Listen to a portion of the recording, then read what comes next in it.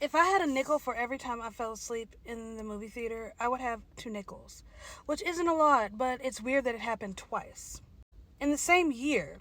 So Not Another Church movie, which came out in either April or May, I fell asleep. I missed most of that movie. It was so awful.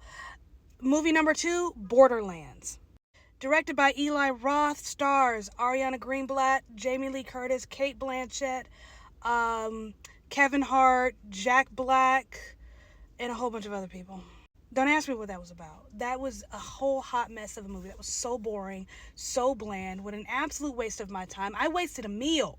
I didn't eat a meal in the theater. I ate a meal before I came to the theater. I was like, ooh, it's a nice afternoon. Why don't I go get some lunch and then go to the movies? It'll be fun.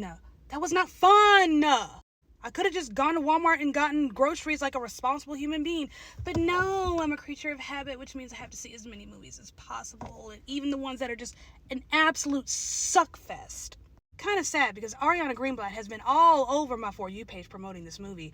Makes sense. I mean, that's Hollywood for you. Put the baby on the front lines. I wouldn't call Kevin Hart a seasoned veteran at this point. I mean, he's been around the block or two, but I mean, Jamie Lee Curtis, Cate Blanchett, seasoned veterans, Jack Black, who does a voiceover role in this. If I were them, I wouldn't promote this farce of a movie. Yeah, let the kid do it.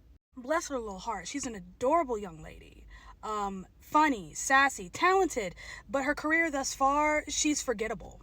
This is going to do her no favors. Hardly anyone is going to see this, and those who have seen it, myself included, are going to try to forget about this by next week.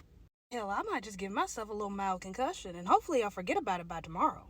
Eli Roth, the fine man that you are, my demented and twisted horror king. Why? Like, what do you have to prove?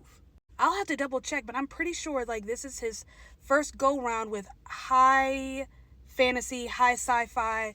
The world building was just absolutely terrible. The CGI was just, it was just tonally inconsistent. The story was all over the place. The actors really didn't know what to do. It was almost like they were making it up as they went, and they were just trying to respond accordingly to things that just either were supposed to be happening, weren't happening. They were just trying to figure out in their own professional sense how to respond to certain events. It was just all over the place. Felt like a student project.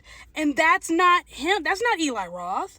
My brother, do you need a paycheck that bad? I mean, for what? Eli Roth, in terms of quality, whether his films are good or not, he's hit or miss. It's either going to be really good or really not that good. But you're always going to have a good time. He manages to create a good time.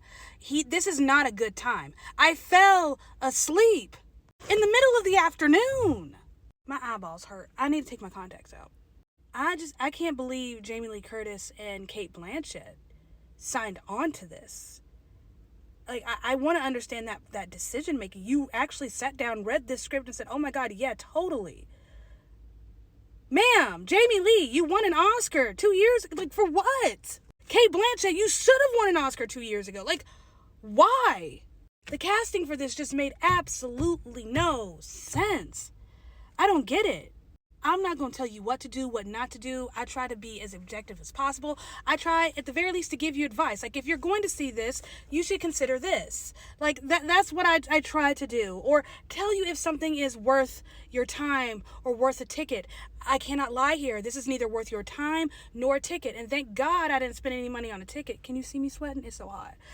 This was an A-list reservation. So I didn't spend no money on a ticket. I don't even feel bad. But that was an absolute waste of my time. Just a complete waste.